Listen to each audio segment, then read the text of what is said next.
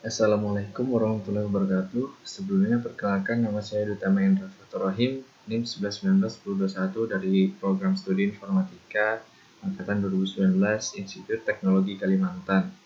Ya, di sini saya akan melakukan praktikum lab ketiga, yaitu Managing Router Configuration. Nah, seperti ini kita mulai dengan tampilan topologi seperti lab 1 dan lab 2 sebelumnya. Hanya ditambahkan 2 buah server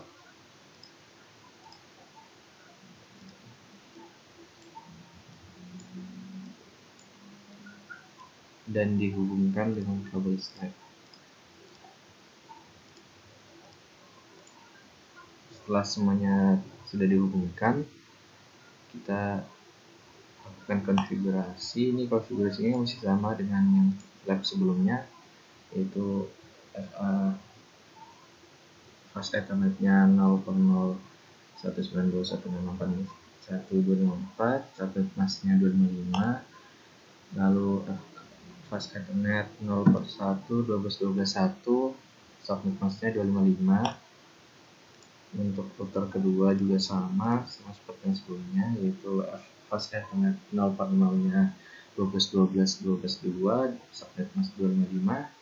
Lalu fast Ethernet 0/1 192.168.2.254, subnet mask-nya 255. Untuk laptop juga masih sama, IP-nya 192.168.1.1, subnet mask-nya 255. Default gateway-nya sesuai dengan router 1 dan laptop 2 juga masih sama. IP address-nya 192.168.21, subnet mask-nya 255. Default gateway-nya seperti sama dengan IP router kedua. Lalu di sini langkah pertama, kita inputkan IP address untuk servernya, itu 192.168, dan subnet mask-nya. Lalu default gateway-nya langsung saja kita masukkan di sini, yaitu 192.168.1.254. Oke, lalu server yang kedua masuk desktop IP, masukkan IP-nya 192.168.2.1.1, lalu subnet mask-nya 255.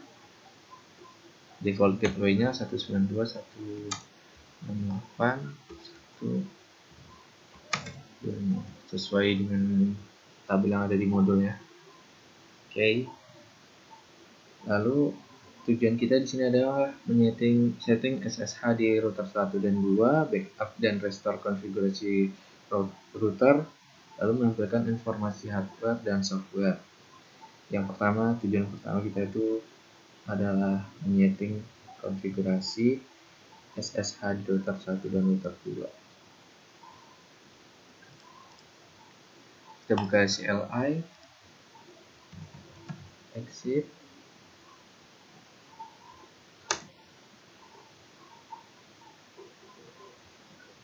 Sini sudah kita exitkan kembali. Nah, kita mulai dengan configure, karena ini sudah di enable. Kita mulai dengan configure terminal.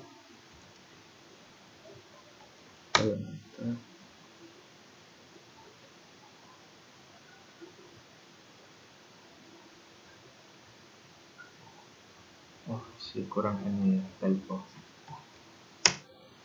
Lalu config IP domain name nexttime.com.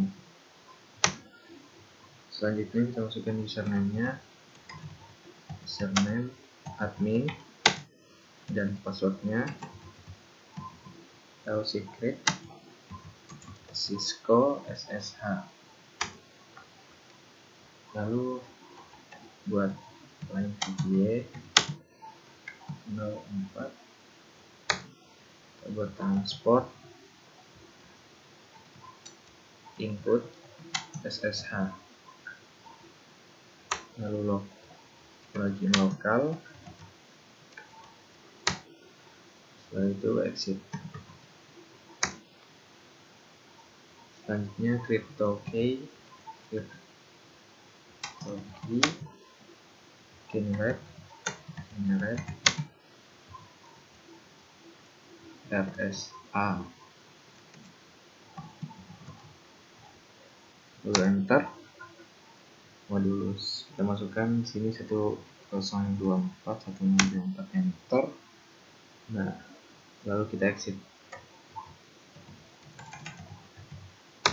Oke, selanjutnya kita melakukan langkah yaitu backup konfigurasi router pertama.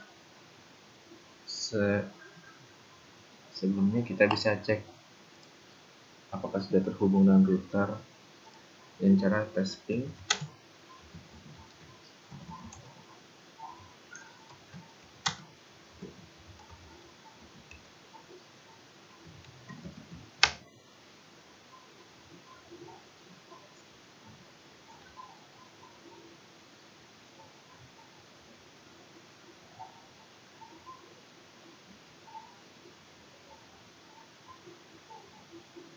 Oh, ada typo,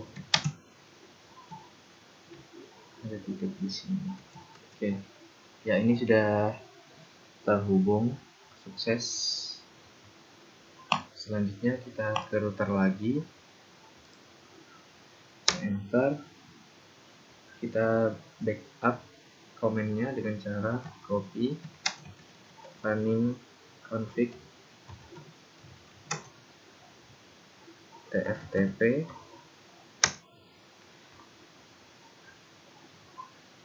masukkan addressnya 192.168.1, addressnya server, lalu enter. Oke, ini sudah terbackup. Oh belum, kita backup dulu Cisco iOS router pertama dengan cara, sebelumnya kita tampilkan dulu lokasi penyimpanannya, show dengan cara show flash. Ya ini ya, untuk lokasi penyimpanannya ini nanti kita copy terlebih dahulu. Lalu kita masuk ke proses backupnya dengan cara copy flash tftp, enter. Source file name yang tadi kita copy kita paste, lalu enter, lalu masukkan IP addressnya dari server tersebut, enter.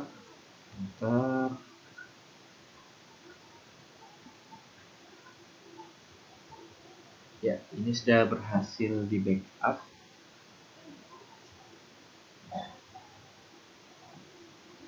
Bisa kita cek pada servernya dengan cara service ftp. Ya, di sini sudah terbackup ya. Lalu kita coba langkah restore R1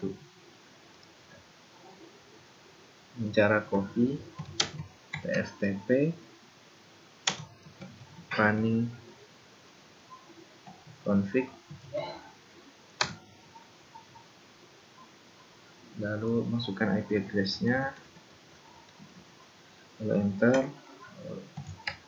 R1 enter. Ya, ini sudah di restore. Bisa kita cek lagi di servernya. Oke. Lalu untuk melakukan hal yang sama dengan router kedua, config CLI, kita masukkan dulu passwordnya yaitu Cisco on, enable Cisco safe R1 nya, lalu kita configure terminal,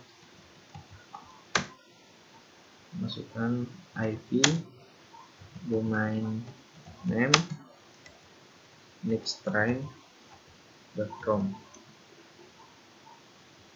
Ini salah, domain. Oke, enter. Selanjutnya username,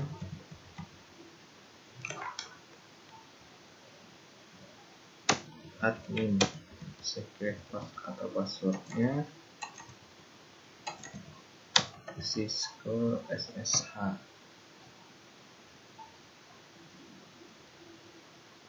Kita enter atau buat main VPN-nya, lalu kita transportkan, transport input SSH, lalu login lokal. Selanjutnya exit. Setelah itu kita buat crypto,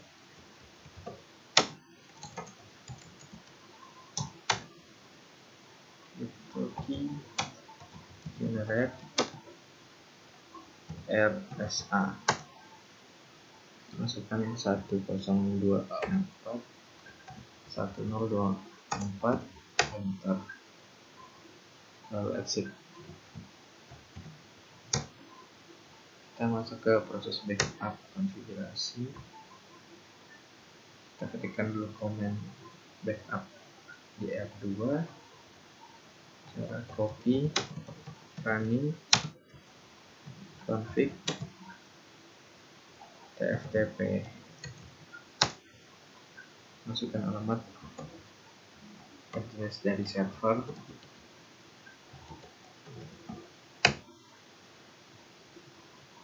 enter. Lalu selanjutnya kita proses ke backup Cisco iOS R2. Kita tampilkan dulu lokasi penyimpanannya, cara show flash,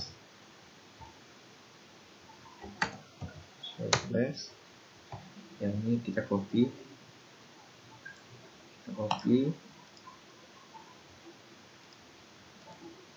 lalu kita proses ke penyimpanannya dengan cara copy flash tftp, masukkan source dengan cara kita paste yang telah kita copy, enter, masukkan addressnya dari server kedua,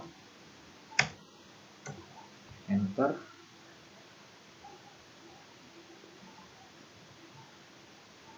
Ya, telah berhasil di backup. Lalu kita lakukan restore pada F2 dengan cara copy tftp, running config, masukkan alamatnya dari router 2, server 2, enter, R2,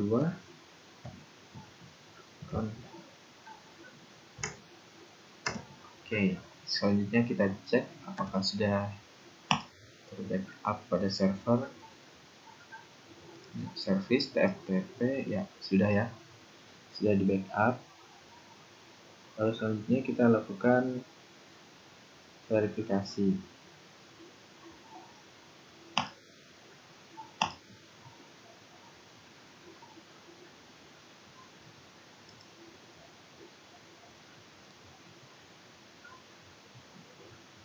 Kita coba ipconfig.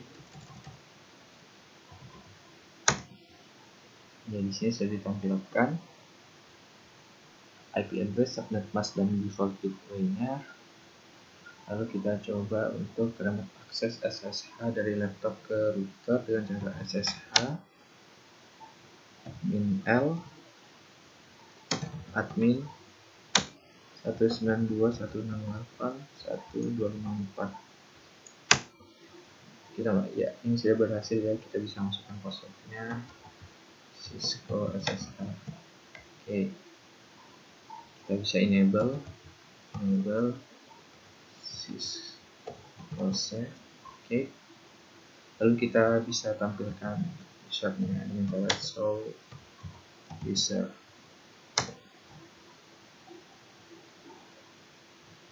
Ya. Oke, lalu kita coba untuk ke laptop kedua. dengan cara yang sama. Kemudian kita tes ipconfig. Selanjutnya kita akses SSH dari laptop ke router. SSH -l admin 192.168.2.254. Ya, bisa kita masukkan passwordnya Cisco SSH. Kita enable passwordnya Cisco sec show user. Oke, sudah berhasil. Selanjutnya kita tampilkan hardware dan software di R1. Enter dulu Cisco enable Cisco sec. Kita lihat show version. Ini merupakan versi. Di sini ditampilkan software dan hardware pada R1. Dari output di sini kita bisa mengetahui versi Cisco iOS, jumlah RAM, lalu ada fast Ethernet cable, serial cable, NVRAM, dan flash dan config dan sebagainya. Untuk exit, lalu kita lakukan juga pada router kedua dengan cara show version. Oke, sama. Tag key untuk exit. Ya, selanjutnya adalah review. Coba lakukan akses telnet dari laptop 1 ke R1, apakah berhasil, dan laptop 2 ke R2. Kita lakukan telnet dulu. Sebelumnya kita exit dulu ya. Exit telnet, masukkan IP address-nya dari router. Ya, di sini gagal ya, tidak bisa melakukan telnet. Kita juga coba pada laptop kedua. Exit dulu telnet 192.168. Ya, gagal juga. Bagaimana caranya bisa berhasil? Kita coba konfigurasi di router pertama, yaitu kita config terminal dulu. Selanjutnya kita buat line VPA 4, lalu transport. Oh iya, ini karena tidak bisa, karena line VPA digunakan untuk mengakses SSH, jadi tidak bisa untuk ke telnet. Caranya agar bisa kita gunakan transport input agar bisa mengakses telnet dan juga SSH sekaligus, yang merupakan review untuk nomor 2.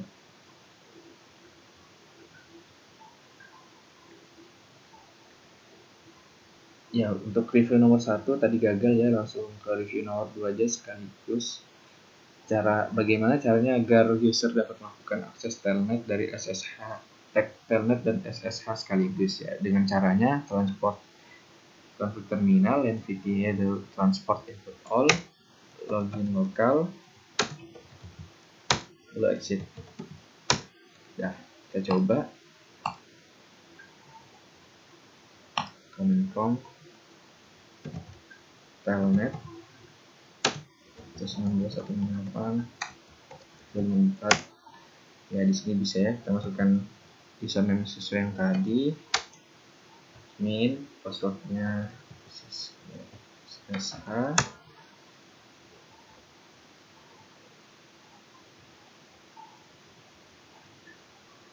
ya, passwordnya tadi Cisco SSH,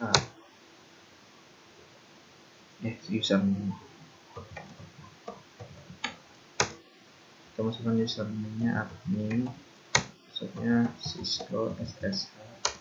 Ya, bisa enable setnya syscall_set. Oke, kita exit. Kita coba sekarang untuk SSH nya min_l admin 192.168.1. Ya, bisa ya, Cisco SSH. Oke, enable Cisco. Oke, bisa untuk melakukan telnet dan SSH sekaligus. Lalu untuk router kedua juga sama dengan cara config terminal.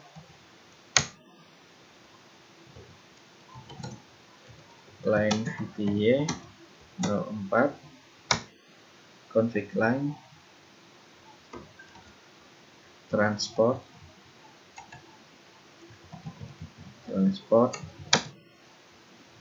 input all, login lokal,